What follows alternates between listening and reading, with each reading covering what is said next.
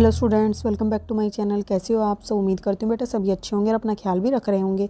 तो बेटा आज हम करने जा रहे हैं अपनी वर्कशीट नंबर 63। ठीक है, विज्ञान सब्जेक्ट की है बेटा, 10th क्लास के बच्चों के लिए 4 तारीख की है। ओके, इसमें बेटा आज हम करेंगे विद्युत धारा के चुंबकीय प्रभाव वाले चैप्टर से।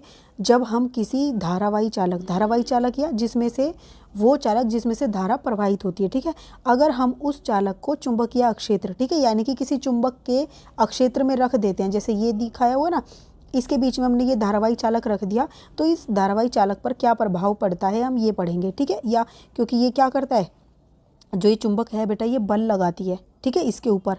तुम खुद सोचो, जब चुंबक होती है, जब तुम एक चुंबक को लोहे की वस्तु के पास लेकर जाते हो तो क्या करती है, वो उसको अपनी तरफ आकर्षित कर लेती है। इसका मतलब क्या हुआ, वो बल लगा रही है उसको अपनी तरफ खींचने का। ठीक है, तो ये जो बल लगाती है ये कब अधिक होता है? ठीक है, तो देखो, चुंबकीय क्षेत्र के कारण धारावाही चालक पर लगने वाला बल, किसी धारावाही चालक पर चुंबकीय क्षेत्र एक क्या करता है, चुंबकीय बल आरोपित करता है। तो ये चुंबक है, इसका कुछ चुंबकीय क्षेत्र होता है जो क्या करता है, एक बल लगाता है, जो भी इसके आसपास आती है, कौन सी धारावाही चालक वस्तु, ठीक है, जिसमें से धारा प्रवाहित हो सकती है, वो वस्तु उसके पास आती है तो उस पर एक बल लगाता है। ठीक है, अब यह बल उस समय अधिकतम होता है। ये बल कब अधिक होगा, कब सबसे ज़्यादा बल लगाएगा ये? जब धारावाही चालक को चुंबकीय क्षेत्र की दिशा के ठीक अभिलंबवत सीधे रखा जाए। मतलब कि ये बेटा इस तरीके से रखी गई है, तो हम इसके बीच में, मतलब आधी तो इधर है वो चालक और आधी इधर है। ठीक है, तो क्या होगा, ये इसकी लंबवत होगी, क्योंकि ये वाली चीज़ कैसे होगी, ये सीधी हो गई और ये क्या हो गई, इसके इस डायरेक्शन में हो गई। मतलब कि एक वस्तु ऐसे हो और दूसरी उसके ऐसे लंबवत हो, उन दोनों के बीच में 90 डिग्री का कोण बनना चाहिए। अगर हम उन दोनों को ऐसे रख देंगे, एक वस्तु इस तरीके से रखी है और दूसरी वस्तु इस तरीके से रखी है उसके मतलब कि अक्षेत्र में, ठीक है, तो क्या होता है, सबसे अधिक बल लगाएगा फिर ये चालक। ओके, अब बेटा बात करते हैं चुंबकीय बल को प्रदर्शित करने के लिए निम्नलिखित प्रयोग करते हैं। मतलब कि चुंबकीय बल किस तरीके से लगता है वो देखते हैं हम।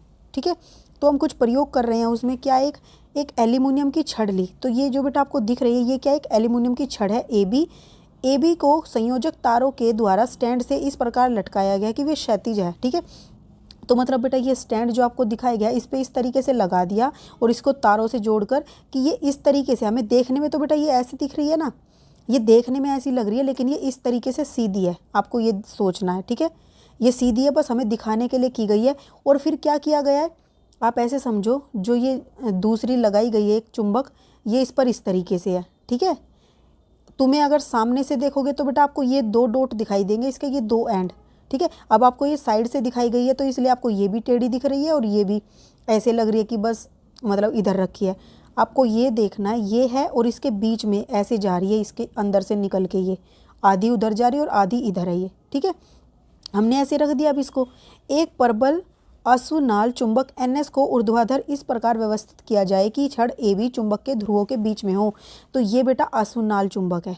इसको अश्वनाल चुंबक क्यों बोला गया है, क्योंकि जो घोड़ों के पैरों में लगाया जाता है बेटा वो कुछ इसी तरीके की शेप का होता है।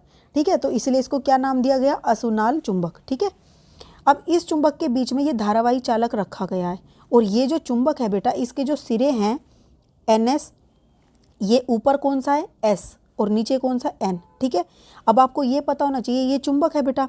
अब इस चुंबक का क्या होगा, एक चुंबकीय अक्षेत्र होगा। हमने पढ़ा था अपनी लास्ट वर्कशीट में, चुंबकीय अक्षेत्र किस दिशा से किस दिशा में जाता है। तो देखो क्या करता है, वो भार जब होता है तो वो इस तरीके से उसकी अक्षेत्र की दिशाएं रेखाएं जाती हैं। ठीक है, नॉर्थ से साउथ की तरफ, ठीक है, उत्तर से दक्षिण की तरफ। और अंदर कैसी होती है बेटा, दक्षिण से उत्तर की तरफ आती हैं।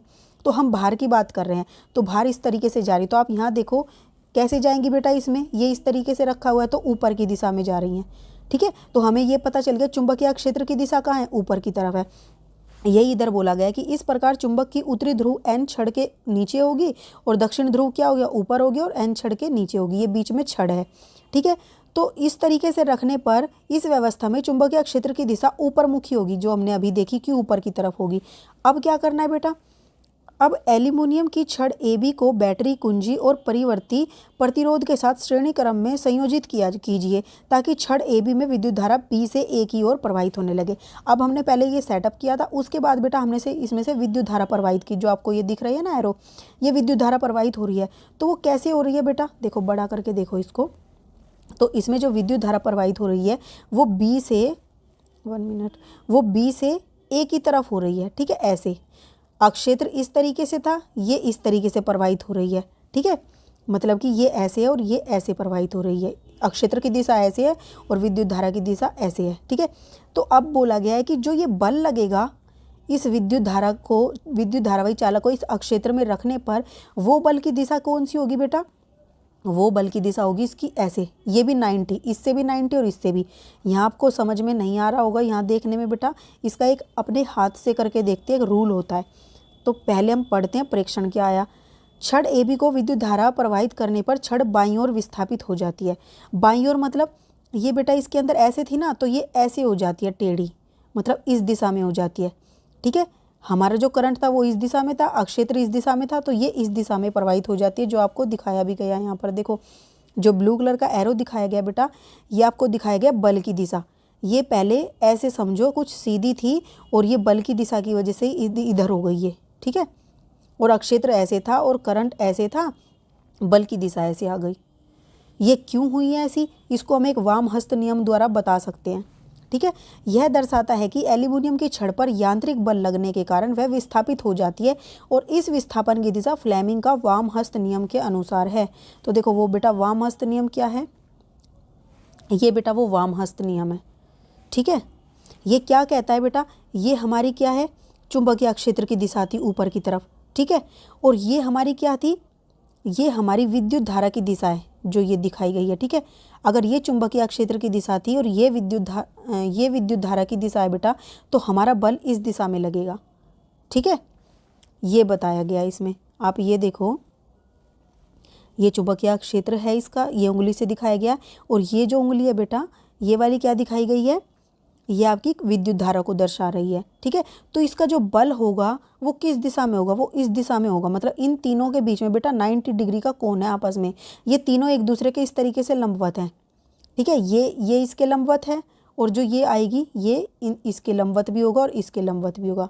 एक तरीके से आप ऐसे समझो, ये दीवार का कोना होता है ना, आप अपनी दीवार के कोने में देखोगे 3 दीवारें होती है, ये वाली साइड की भी होती है और ये वाली साइड की भी होती है, इधर वाली और इधर वाली, और ये नीचे क्या होता है बेटा, फर्श होता है, ये बीच में कोना है। तो ये तीनों कोनों की जो ये होती हैं दीवारें बेटा, ये क्या होती है, एक दूसरे के लंबवत होती हैं। तो इसी तरीके से ये समझ लो। ठीक है, इसकी दिशा इधर है और इसकी दिशा इधर है, तो इसकी दिशा इधर होगी। ठीक है, ये बताया गया इस वाम हस्त नियम में। हम पढ़ के देखते हैं। बाएं हाथ की तर्जनी, मध्यमा और अंगूठे को इस प्रकार फैलाइए, ये तर्जनी है बेटा। ठीक है, कि तीनों परस्पर एक दूसरे के लंबवत हो, यानी कि 90 डिग्री का कोण बनाते हो। यदि तर्जनी उंगली चुंबकीय क्षेत्र की दिशा, ये तर्जनी उंगली चुंबकीय क्षेत्र की दिशा बता रही है, और मध्यमा उंगली ये वाली क्या बता रही है, चालक में प्रवाहित विद्युत धारा की दिशा की तरफ संकेत कर रही है। तो जो हमारा अंगूठा होगा बेटा, वो क्या बताएगा, चालक की गति बताएगा कि वो किस तरफ विस्थापित होता है। ठीक है, बल लगने की दिशा किस तरफ विस्थापित होगा, जिस तरफ बल लग रहा होगा उसी तरफ विस्थापित हो जाएगा। ठीक है, तो अब मैं आपको अगर बना के दिखाऊं तो मान लो ये हमारी क्या तर्जनी उंगली है, और ये हमारी क्या बेटा मध्यमा उंगली है, तो और ये हमारा क्या होगा, अंगूठा होगा। ठीक है, तो ये दिशा हमारी क्या बताएगी, बल की दिशा बताएगी। ठीक है, ये तीनों एक दूसरे के क्या है बेटा, परपेंडिकुलर है। ठीक है, तो ये हमारा चुंबकीय क्षेत्र है, ये हमारी विद्युत धारा करंट की है। ठीक है, और तो ये हमारा क्या होगा, बल होगा, जो हमारा ऊपर दिखाया गया था।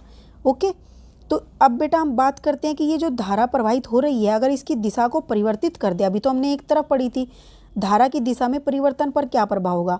बैटरी को पुनः इस प्रकार संयोजित कीजिए कि कुंजी में प्लग डालने पर एल्यूमिनियम छड़ में धारा A से B की ओर प्रवाहित हो रही है।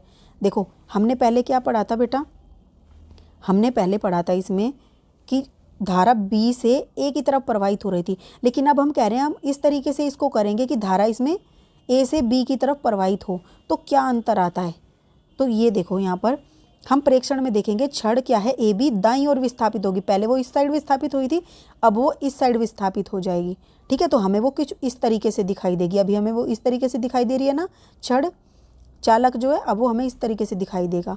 निष्कर्ष, चालक में विद्युत धारा की दिशा उत्क्रमित करने पर चुंबकीय क्षेत्र के कारण लगने वाला बल की दिशा भी क्या हो जाएगी, उत्क्रमित मतलब बदल जाएगी, उल्टी हो जाएगी पहले से। यह फ्लेमिंग के वामहस्त नियम के अनुसार होता है। ठीक है, जो विद्युत मोटर होती है, विद्युत मोटर एक ऐसी युक्ति है जिसे विद्युत ऊर्जा का स्थानांतरण यांत्रिक ऊर्जा में होता है। इसमें क्या होता है बेटा, विद्युत ऊर्जा को हम यांत्रिक ऊर्जा में परिवर्तित करते हैं। यांत्रिक ऊर्जा मतलब कि कोई कार्य करके मिलता है। जैसे हमने विद्युत धारा दी तो हमें क्या मिलता है विद्युत मोटर से, जल हमारा बाहर आता है। तो ये एक यांत्रिक एक कार्य की शक्ति में बदल दिया इसको। और यह भी फ्लेमिंग के वामहस्त नियम पर ही आधारित होती है, ये याद रखना। ठीक है, आपसे पूछा जाता है कौन सी मतलब कि युक्ति हमारी वामहस्त नियम पर है, कौन सी हमारी दक्षिण हस्त नियम पर है। ठीक है, अब तो हमने बात की थी अगर हम धारा की, विद्युत चालक की जो धारा उसकी दिशा बदल दे। अगर हम बेटा चुंबकीय क्षेत्र की दिशा को बदल दे, यानी कि हमने पहले क्या लिया था, ऊपर एस लिया था, नीचे एन लिया था। ठीक है, ये आसुनाल में अगर हम इसको क्या कर दें, उल्टा कर दें। ठीक है, यानी कि ऊपर एन ले ले और नीचे एस ले ले। ठीक है, तो हमारी धारा मतलब कि जो ये है इसके बीच में जो रखा हुआ है चालक, इस पर क्या प्रभाव पड़ेगा। ठीक है, तो देखो चुंबकीय क्षेत्र की दिशा ऊर्ध्वाधर अधोमुखी हो गई, जिसके लिए असुनाल चुंबक को पहले ही की अपेक्षा उल्टा करके इस प्रकार समायोजित किया कि चुंबक की उत्तरी ध्रुव एन जो है छड़ के ठीक ऊपर हो गई एन, और एस अब नीचे आ गई। पहले ऊपर एस थी और नीचे एन थी। ठीक है, और तो बेटा अब देखो चुंबकीय क्षेत्र की दिशा कहाँ हो गई, एन से एस की तरफ आती हैं चुंबकीय क्षेत्र की रेखाएं, तो क्या होगा, सॉरी ये ऐसे आएगी। ठीक है, तो हमारी चुंबकीय क्षेत्र की दिशा नीचे की तरफ हो गई इस समय। ओके, तो क्या होता है यहाँ पर प्रेक्षण में हम पाते हैं, अब यदि छड़ ए बी में विद्युत धारा बी से ए की तरफ ही प्रवाहित करें तो बाईं छड़ ये क्या होती है, बाईं ओर विस्थापित हो जाती है।